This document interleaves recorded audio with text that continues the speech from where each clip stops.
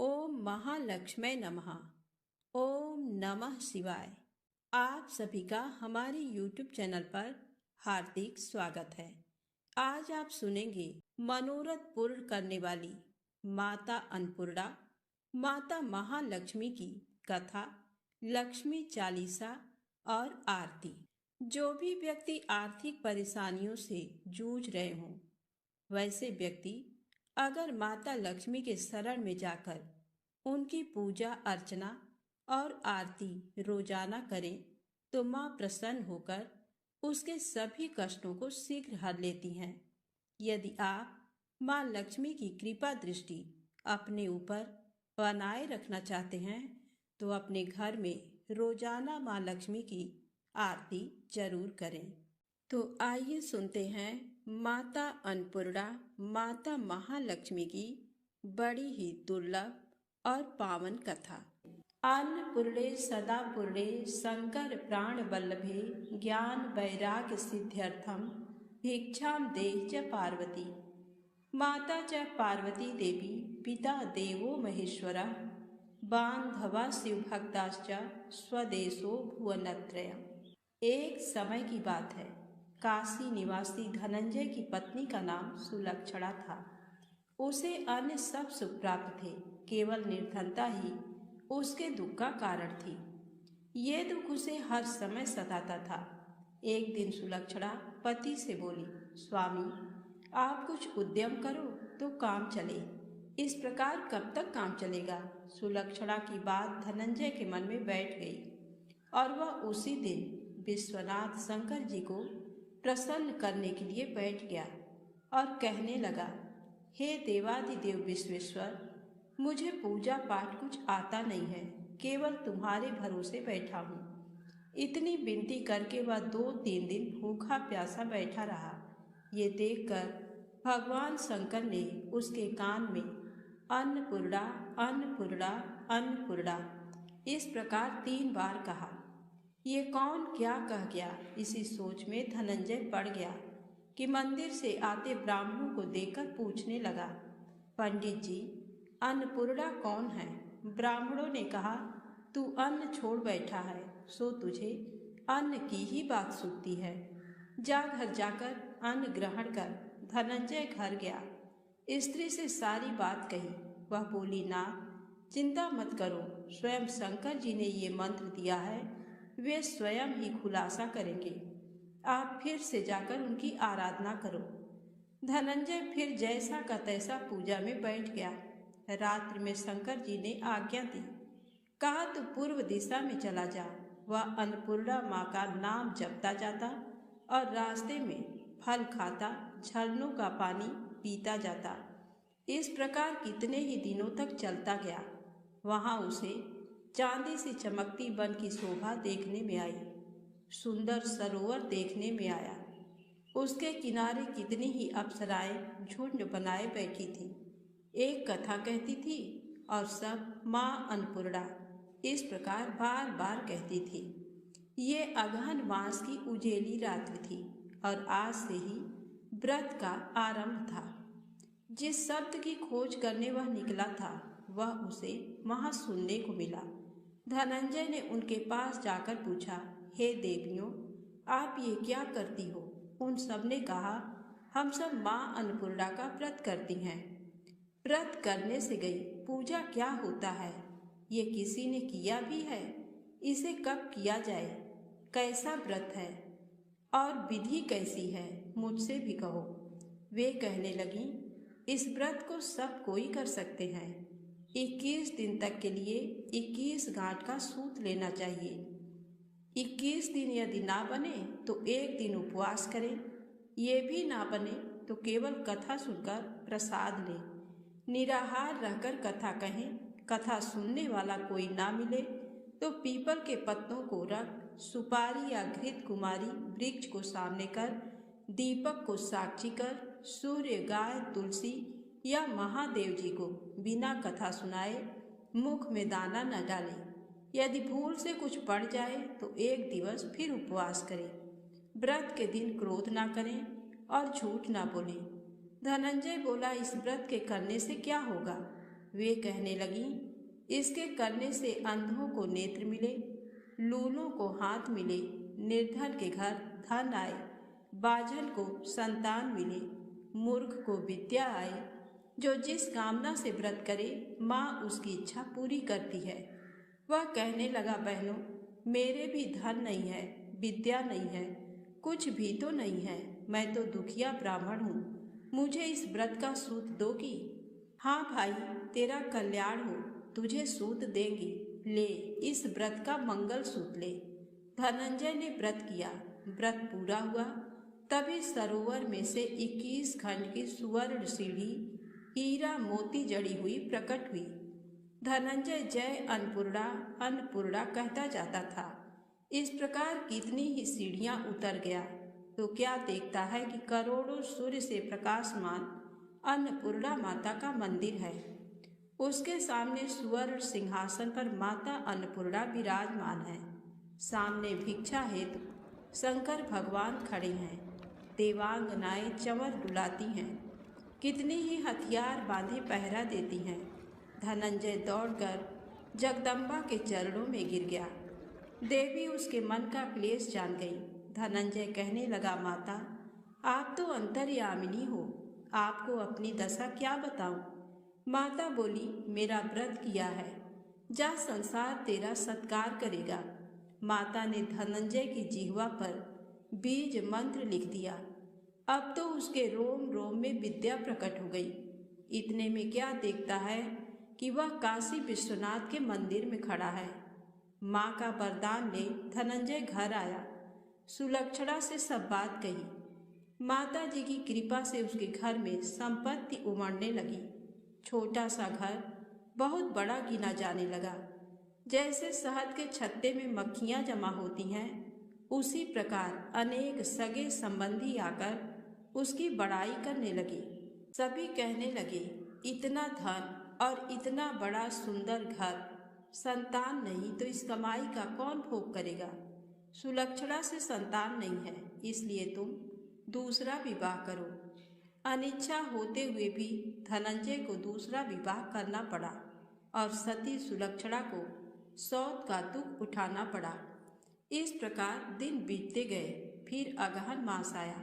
नए बंधन से बंधे पति से सुलक्षणा ने कहलाया कि हम व्रत के प्रभाव से सुखी हुए हैं, इस कारण ये व्रत छोड़ना नहीं चाहिए। ये माता जी का प्रताप है जो हम इतने संपन्न और सुखी हैं। सुलक्षणा की बात सुन धनंजय उसके यहाँ आया और व्रत में बैठ गया। नई बहू को इस व्रत की खबर नहीं थी। वह धनंजय के आने की राह देख रही थी। दिन बीतते गए और व्रत पूर्ण होने में 3 दिवस बाकी थे कि नई बहू को खबर पड़ी। उसके मन में ईर्ष्या की ज्वाला दहक रही थी। सुलक्षणा के घर आ पहुंची और उसने वहां भगदड़ मचा दी। वह धनंजय को अपने साथ ले गई। नए घर में धनंजय को थोड़ी देर के लिए निद्रा ने आ दबाया। इसी समय नई बहू ने उसका व्रत का सूत तोड़कर आग में फेंक दिया। अब तो माता जी का कोप जाग गया। घर में अकस्मात आग लग गई। सब कुछ जलकर खाक हो गया। सुलक्षणा जान गई और पति को फिर अपने घर ले आई। नई बहू रूठकर पिता के घर जा बैठी। पति को परमेश्वर मानने वाली सुलक्षणा बोली, नाथ, घबराना नहीं, माता जी की कृपा अलौकिक है। पुत्र कुपुत्र हो जाता है पर माता कुमाता नहीं होती। अब आप श्रद्धा और भक्ति से आराधना शुरू करो, वे जरूर हमारा कल्याण करेंगी। धनंजय फिर माता के पीछे पड़ गया। फिर वही सरोवर सीढ़ी प्रकट हुई। उसमें माँ अन्नपूर्णा कहकर वह उतर गया। वहाँ जा माता जी के चरणों में रुदन करने लगा। माता प्रसन्न हो बोली, ये मेरी स्वर्ण की मूर्ति ले, उसकी पूजा करना, तू फिर से सुखी हो जाएगा। जा, तुझे मेरा आशीर्वाद है। तेरी स्त्री सुलक्षणा ने श्रद्धा से मेरा व्रत किया है, उसे मैंने पुत्र दिया है। धनंजय ने आंखें खोली तो खुद को काशी विश्वनाथ के मंदिर में खड़ा पाया। वहां से फिर उसी प्रकार घर को आया। इधर सुलक्षणा के दिन चढ़े और महीने पूरे होते ही पुत्र का जन्म हुआ। गांव में आश्चर्य की लहर दौड़ गई। मानता आने लगा। इस प्रकार उसी गांव के निसंतान सेठ के पुत्र होने पर उसने माता अन्नपूर्णा का मंदिर बनवा दिया। उसमें माताजी धूमधाम से पधारी, यज्ञ किया और धनंजय को मंदिर के आचार्य का पद दे दिया। जीविका के लिए मंदिर की दक्षिणा और रहने के लिए बड़ा सुंदर सा भवन दिया। धनंजय स्त्री पुत्र सहित वहां रहने लगा।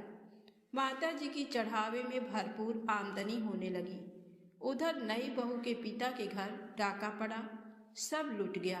वे भीख मांगकर पेट भरने लगे। सुलक्षणा ने ये सुना तो उन्हें बुला भेजा, अलग घर में रख लिया और उनके अन्न वस्त्र का प्रबंध कर दिया। धनंजय, सुलक्षणा और उसका पुत्र माताजी की कृपा से आनंद से रहने लगे। माताजी ने जैसे इनके भंडार भरे वैसे सबके भंडार भरे तो प्रेम से बोले, अन्नपूर्णा माता की जय हो। अब आइए सुने लक्ष्मी माता की कहानी। एक दिन लक्ष्मी जी की बड़ी बहन ज्येष्ठा ने उनसे कहा, बहुत दिनों से एक बात मेरे मस्तिष्क में कौंध रही है, सोचती हूँ कि तुमसे पूछूं या नहीं। लक्ष्मी जी ने मुस्कुरा कर कहा, ऐसी क्या बात है बहन, मन में जो कुछ भी है निसंकोच पूछो। वैसे भी कोई बात मन में न रखकर उसका समाधान कर लेना ही बुद्धिमानी है। तब अलक्ष्मी ने कहा, मैं अक्सर यही सोचती रहती हूँ कि सुंदरता में हम दोनों बराबर हैं, फिर भी लोग तुम्हारा आदर करते हैं और मैं जहाँ भी जाती हूँ वहाँ उदासी छा जाती है। मुझे लोगों की घृणा और क्रोध का शिकार होना पड़ता है, जबकि हम दोनों सगी बहनें हैं। ऐसा क्यों? तब लक्ष्मी जी ने हंसकर कहा, सगी बहन या समान सुंदरता होने से ही आदर नहीं मिलता, उसके लिए अपने को भी कुछ करना चाहिए। लोग मेरा आदर इसलिए करते हैं क्योंकि मैं उनके घर पहुंचते ही सुख के साधन जुटा देती हूँ। संपत्ति और वैभव से आनंदित होकर लोग मेरा उपकार मानते हैं, तभी मेरी पूजा करते हैं। उधर तुम्हारा ये हाल है कि जिसके यहाँ भी तुम जाती हो उसको गरीबी, रोग और आपदा सहनी पड़ती है। इसी वजह से लोग तुमसे घृणा करते हैं, कोई आदर नहीं करता। आदर पाना है तो दूसरों को सुख पहुंचाओ। ज्येष्ठा को लक्ष्मी जी की बात चुभ गई। उन्हें लगा कि लक्ष्मी को अपनी महिमा का अभिमान हो गया है। उन्होंने तड़प कर कहा, लक्ष्मी, तुम मुझसे हर बात में छोटी हो, अवस्था में भी और प्रभाव में भी। मुझे उपदेश देने का भी विचार न करो। अगर तुम्हें अपने वैभव का अहंकार है तो मेरे पास भी अपना एक प्रभाव है। मैं जब अपनी पर आ जाऊं तो तुम्हारे करोड़पति भक्त को भी पल भर में भिखारी बना दूं। इतना सुनकर लक्ष्मी जी को हंसी आ गई और कहने लगी, बहन, तुम बड़ी हो इसलिए कुछ भी कह लो, लेकिन जहां तक प्रभाव की बात है मैं तुमसे कम नहीं हूँ। जिसको तुम भिखारी बनाओगी उसे मैं दूसरे दिन रंक से फिर राजा बना दूंगी। मेरी महिमा का अभी तुम्हें पता ही कहाँ है। अलक्ष्मी ने कहा, और तुम्हें भी मेरी महिमा का पता ही नहीं है। जिसकी तुम सहायता करोगी उसे मैं दाने दाने के लिए भी मोहताज कर दूंगी। लक्ष्मी जी ने कहा, देखो बहन, दाने दाने के लिए तुम उसे मोहताज कर सकती हो जिससे मैं रूठ जाऊं, जिसके सिर पर मेरा वरद हस्त ना हो, उसका तुम कुछ भी बिगाड़ सकती हो। परंतु जिस पर मेरी कृपा दृष्टि है उसका कोई भी बाल तक बांका नहीं कर सकता। अगर तुम अपना प्रभाव दिखाने को इतनी ही उतावली हो रही हो तो कल अपना प्रभाव दिखाकर देख लेना। अलक्ष्मी बोली, ठीक है, बोलो कहाँ चलें? तब माता लक्ष्मी ने कहा, दूर क्यों जाएं? पास ही के गांव में एक ब्राह्मण रहता है, उसका नाम है दीनानाथ। वह हर रोज मंदिर में पूजा करने जाता है और मेरा पक्का भक्त है। उसी पर हमें अपनी अपनी महिमा दिखानी है। ज्येष्ठा को ताव आ गया। उन्होंने हाथ झटक कर कहा, ठीक है, देख लेना, कल तुम्हारा सिर ही झुक जाएगा। कहकर वह एक ओर चली गईं। लक्ष्मी जी वहीं खड़ी बहन के क्रोध और अहंकार पर मुस्कुराती रहीं। दूसरे दिन दोनों बहनें गांव के विष्णु मंदिर में पहुंची। उन्होंने वेश बदल रखा था। साधारण स्त्रियों की तरह वे दोनों मंदिर के द्वार पर बैठ गईं।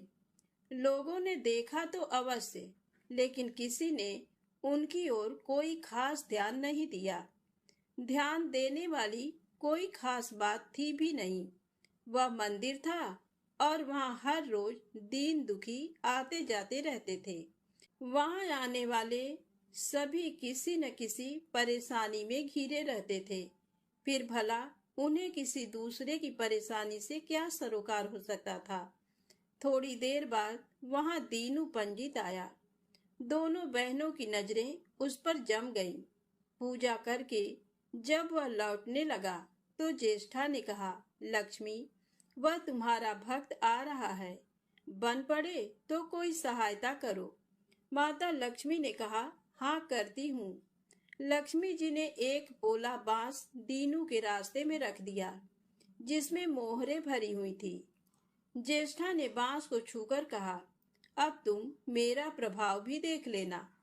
पूजा करके लौट रहे दीनू ने रास्ते में पड़ा हुआ वह बांस का टुकड़ा उठा लिया। उसका विचार था कि वह किसी काम आ जाएगा। घर में 100 जरूरतें होती हैं। अभी वह पंडित कुछ ही आगे बढ़ा था कि उसे एक लड़का मिला। लड़के ने पहले पंडित जी से राम राम की, फिर बड़ी ही नम्रता से बोला, पंडित जी, मुझे अपनी चारपाई के लिए बिल्कुल ऐसा ही बांस चाहिए। दादाजी ने ये कहकर भेजा है कि जाओ बाजार से ले आओ। ऐसा बांस पंडित जी कहाँ मिलेगा? दीनू ने कहा, मैंने मोल नहीं लिया, रास्ते में पड़ा था सो उठा लाया। लो, तुम्हें जरूरत है तो तुम ही रख लो। वैसे बाजार में 1 रुपए से कम का नहीं है। लड़के ने चवन्नी देते हुए कहा, मगर मेरे पास तो ये चवन्नी ही है पंडित जी। अभी तो आप इसे ही रखिए, बाकी 12 आने शाम को दे जाऊंगा। पंडित जी खुश थे कि बिना किसी हील हुज्जत के रुपया कमा लिया। दीनू पंडित ने चवन्नी लेकर बांस लड़के को दे दिया और वह चवन्नी अपनी डोलची में रख दी। मंदिर के पास खड़ी दोनों देवियां ये सारी लीला देख रही थी। ज्येष्ठा ने कहा, लक्ष्मी, देखा तुमने, तुम्हारी इतनी सारी मोहरें मात्र एक चवन्नी में बिक गई। और अभी क्या, ये चवन्नी भी तुम्हारे भक्त के पास नहीं रुकेगी। चलो उसके पीछे चलते हैं और देखते हैं कि क्या होता है। दोनों बहनें दीनू के पीछे पीछे चलने लगीं। एक तालाब के पास दीनू ने डोलची रख दी और कमल के फूल तोड़ने लगा। उसी बीच एक चरवाहे का लड़का आया और डोलची में रखी हुई चवन्नी लेकर भाग गया। दीनू को पता ही नहीं चला। फूल तोड़कर वह अपने घर चलने लगा। इतने में वही लड़का आता हुआ दिखाई दिया, जिसने चवन्नी देकर उससे बांस ले लिया था। करीब आकर वह बोला, पंडित जी, ये बांस तो बहुत वजनी है। दादाजी ने कहा है कि कोई हल्का बांस चाहिए, इसकी चारपाई ठीक ना होगी। ये लीजिए, आप अपना बांस वापस ले लीजिए। कहकर उसने बांस पंडित जी के हवाले कर दिया। दीनू ने बांस ले लिया, लेकिन चवन्नी तो डोलची में थी ही नहीं। तब उसने कहा, बेटा, चवन्नी तो कहीं गिर गई, तुम मेरे साथ घर चलो, वहां दूसरी दे दूंगा। इस समय मेरे पास एक भी पैसा नहीं है। तब आप जाइए, मैं शाम को आकर घर से ले लूंगा। ऐसा कहकर लड़का अपनी राह लौट गया।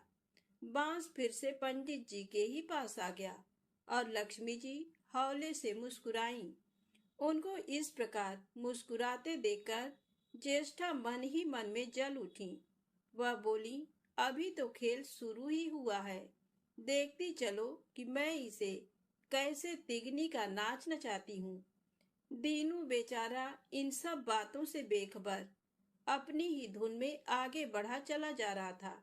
उसे क्या पता था कि वह शतरंज का मोहरा बना हुआ है।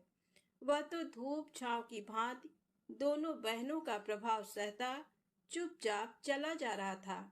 आगे चलकर गांव का एक अहीर मिला।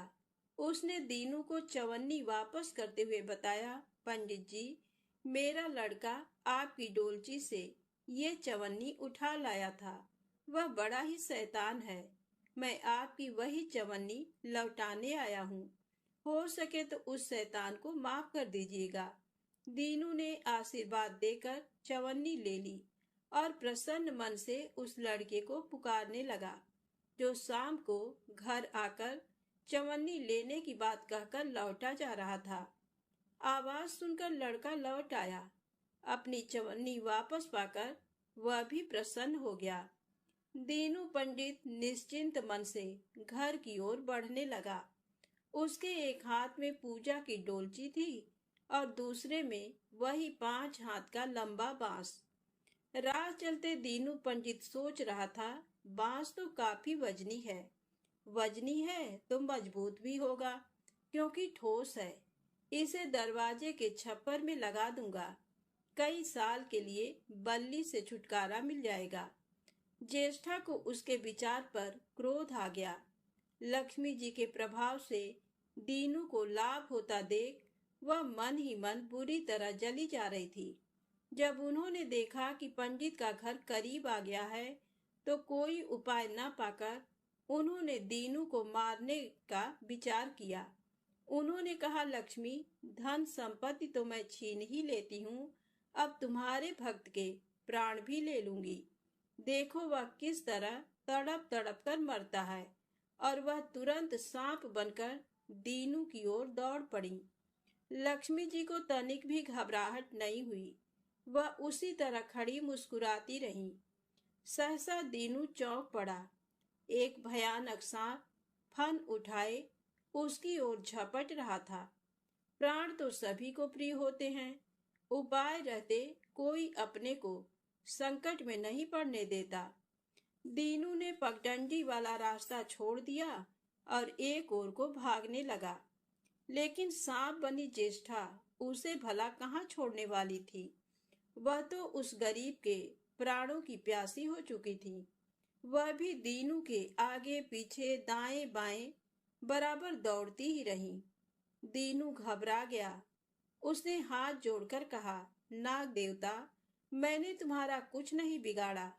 शांति से अपनी राह लौट जाओ। आखिर क्यों मुझ गरीब के पीछे पड़े हो। व्यर्थ में किसी ब्राह्मण को सताना अच्छी बात नहीं है। लेकिन वह नाग तो ज्येष्ठा का रूप था, जो दीनू को किसी भी तरह से डसना चाहता था। प्रार्थना पर कुछ भी ध्यान न देकर वह सांप एक बारगी फुफकारता हुआ झपट पड़ा। जब दीनू ने देख लिया कि बिना संघर्ष किए अब जान नहीं बचेगी, तो उसने प्राण रक्षा के लिए भरपूर जोर लगाकर वही बांस सांप के ऊपर दे मारा। धरती से टकराते ही बांस के 2 टुकड़े हो गए और उसके भीतर भरी हुई मोहरें खन खनाकर बिखर गईं, जैसे लक्ष्मी जी हंस रही हो। दीनू के मुंह हैरतपूर्ण चीख सी निकली। अरे! थोड़ी देर के लिए वह ठगा सा खड़ा आंखें फाड़े उन मोहरों की ओर देखता रहा। एक पल के लिए तो वह सांप को भूल ही गया, परंतु फिर जैसे उसे झटका सा लगा। सांप का ध्यान आते ही उसने उसकी ओर गर्दन घुमाई तो देखा कि बांस की चोट से सांप की कमर टूट गई है और वह लहूलुहान अवस्था में झाड़ी की ओर भागा जा रहा है। दूसरे क्षण वह मोहरों पर लौट गया और कहने लगा, तेरी जय हो लक्ष्मी माता। जीवन भर का दारिद्र्य आज दूर हो गया। तेरी महिमा कौन जान सकता है। चलो अब घर में बैठकर तुम्हारी पूजा आरती करूंगा। और फिर जल्दी जल्दी उसने सारी मोहरें अंगोछे में बांध दी और लंबे लंबे कदमों से घर की ओर चल दिया। पीछे एक पेड़ की छाया में खड़ी लक्ष्मी अपनी बहन ज्येष्ठा से मुस्कुरा कर पूछ रही थी, कहो बहन, सच बताना, बड़प्पन की था मिली कि अभी नहीं। बड़प्पन किसी को कुछ देने में ही है, उससे छीनने में नहीं। ज्येष्ठा ने कोई उत्तर नहीं दिया। वह चुपचाप उदास खड़ी रहीं। लक्ष्मी जी ने उनका हाथ पकड़कर कहा, फिर भी हम दोनों बहनें हैं, जहाँ रहेंगी साथ ही रहेंगी। आओ अब चले। तो प्रेम से बोले, माता लक्ष्मी की जय हो। अब आइए सुने लक्ष्मी चालीसा पाठ और आरती। मातु लक्ष्मी करी कृपा, करो हृदय में वास। मनोकामना सिद्ध करी, पूर्वहु मेरी आस। यही मोर अरदास, हाथ जोड़ विनती करूं। सब विधि करो सुवास, जय जननी जगदम्बिका। सिंधु सुता मैं सुमिरऊं तोहि, ज्ञान बुद्धि विद्या दो मोहि। तुम समान नहीं कोई उपकारी, सब विधि पूर्वहु आस हमारी। जय जय जगत जननी जगदम्बा, सबकी तुम ही हो अवलंबा। तुम ही हो सब घट घट वासी, विनती यही हमारी खासी। जग जननी जय सिंधु कुमारी, दीनन की तुम हो हितकारी। बिनो नित्य तुम ही महारानी, कृपा करो जग जननी भवानी।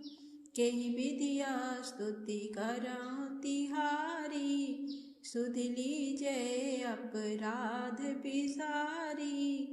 कृपा दृष्टि चितवो मम ओरी, जग जननी बिनती सुन मोरी।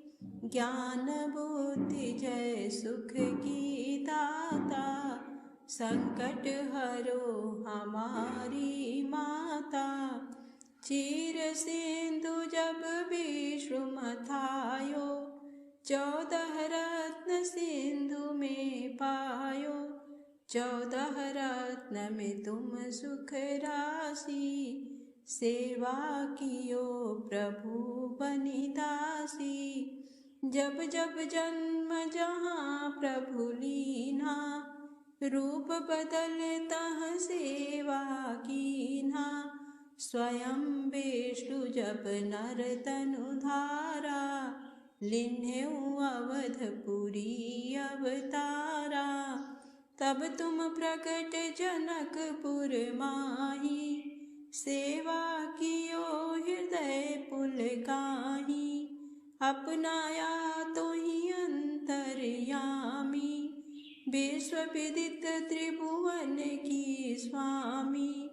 तुम सम प्रबल शक्ति नहीं आनी, कहलाओ महिमा कहाँ बखानी। मन क्रम वचन करे सेवकाई, मन इच्छित वांछित फल पाई। तजी छल कपट और चतुराई, पूजहि विविध भांति मन लाई। और हाल मैं कहाँ बुझाई, जो यह पाठ करे मन लाई। ताको कोई कष्ट न होई, मन इच्छित पावे फल सोही। त्राहि त्राहि जय दुख निवारिणी, त्रिविध ताप भव बंधन हारिणी। जो चालीसा पढ़े पढ़ावे, ध्यान लगा कर सुने सुनावे। ताको कोई न रोग सतावे, पुत्र आदि धन संपत्ति पावे। पुत्रहीन अरु संपत्तिहीना, अंध बधिर कोढ़ी अति दीना। विप्र बुलाए के पाठ करावे, शंका दिल में कभी न लावे, पाठ करावे 3 चालीसा, ता पर कृपा करें गौरी सा। सुख संपत्ति बहुत सी पावे, कमी नहीं काहू की आवे। 12 मास करे जो पूजा, तेहि सम धन्य और नहीं दूजा। प्रतिदिन पाठ करे मन माही, उन सम कोई जग में कहूँ नाही। बहुविधि क्या मैं करूँ बड़ाई, ले परीक्षा ध्यान लगाई। कर विश्वास करे व्रत नेमा, होय सिद्धि उपजय उर प्रेमा। जय जय जय जय लक्ष्मी भवानी, सब में व्यापित हो गुण खानी। तुम्हरो तेज प्रबल जग माही, तुम सम को दयालु कहूँ नाही। मोहि अनाथ की सुधि अब लीजे, संकट काटि भक्ति मोहि दीजे। भूल चूक करी क्षमा हमारी, दर्शन दीजे दशा निहारी। बिन दर्शन व्याकुल अधिकारी, तुम ही अछत दुख सहते भारी। नहीं मोहि ज्ञान बुद्धि है तन में, सब जानत हो अपने मन में। रूप चतुर्भुज करके धारण, कष्ट मोर अब करहूँ निवारण। केहि प्रकार मैं करऊँ बड़ाई, ज्ञान बुद्धि मोहि नहीं अधिकाई। त्राहि त्राहि दुख हारिणी, हरो बेगी सब त्रास। जयति जयति जय लक्ष्मी, करु शत्रु को नाश। दास सदा धरि ध्यान नित, विनय करत कर जोर। मातु लक्ष्मी दास पर, करहूँ दया की को। ओम जय लक्ष्मी माता, मैया जय लक्ष्मी माता। तुमको निस दिन सेवत, हर विष्णु विधाता। ओम जय लक्ष्मी माता, उमा रमा ब्रह्माणी, तुम ही जग माता। सूर्य चंद्रमा ध्यावत, सूर्य चंद्रमा ध्यावत, नारद ऋषि गाता। ओम जय लक्ष्मी माता, दुर्गा रूप निरंजनी, सुख संपत्ति दाता। जो कोई तुमको ध्याता, जो कोई तुमको ध्याता, रिद्धि सिद्धि धन पाता। ओम जय लक्ष्मी माता, तुम पाताल निवासिनी, तुम ही शुभदाता। कर्म प्रभाव प्रकाशिनी, कर्म प्रभाव प्रकाशनी, भवनिधि की त्राता। ओम जय लक्ष्मी माता, जिस घर में माँ रहती, सब सद्गुण आता। सब संभव हो जाता, सब संभव हो जाता, मन नहीं घबराता। ओम जय लक्ष्मी माता, तुम बिन यज्ञ न होए, वस्त्र न कोई पाता। खान पान का वैभव, खान पान का वैभव सब तुमसे आता। ओम जय लक्ष्मी माता। शुभ गुण मंदिर सुंदर क्षीरोदधि जाता। रत्न चतुर्दश तुम बिन, रत्न चतुर्दश तुम बिन कोई नहीं पाता। ओम जय लक्ष्मी माता। महालक्ष्मी जी की आरती जो कोई नर गाता, उर आनंद समाता, उर आनंद समाता, पाप उतर जाता। ओम जय लक्ष्मी माता। जय लक्ष्मी माता, मैया जय लक्ष्मी माता। तुमको निस दिन सेवत हर विष्णु विधाता। ओम जय लक्ष्मी माता। प्रेम से बोले महालक्ष्मी माता की जय हो, अन्नपूर्णा माता की जय हो। दोस्तों, यदि आपको वीडियो अच्छी लगी हो तो प्लीज़ लाइक अवश्य करें, चैनल को सब्सक्राइब करें, ज़्यादा से ज़्यादा शेयर करें। जय माता दी, जय भोलेनाथ।